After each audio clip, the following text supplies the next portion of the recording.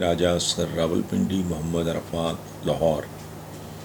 وہ کہتے ہیں جی پچھلے دنوں میں حالات تیزی سے تبدیل ہوئے ہیں۔ شہباز شریف کی قیادت میں اتحادی حکومت جو مکمل طور پہ ناکام نظر آ رہی تھی اب کچھ سنبھل رہی ہے۔ چائنا اور فرانس کے بعد IMF نے بھی مالی امداد کا اعلان کیا ہے یا ریلیف دینے کا اعلان کیا ہے۔ اس صورتحال میں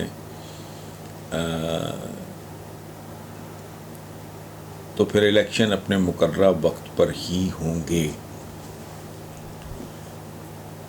پہلی بات تو یہ ہے کہ یہ امدادیں اونٹ کے منہ میں زیرہ بھی نہیں ہے۔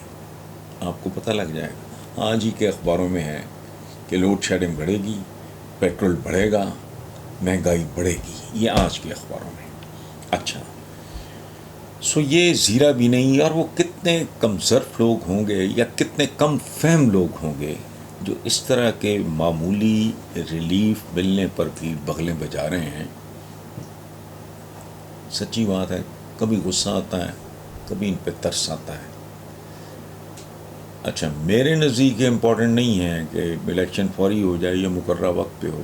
اصل بات یہ ہے کہ اللہ پاک ہم سب کو، اس قوم کو یہ توفیق دے کہ وہ ٹھیک فیصلہ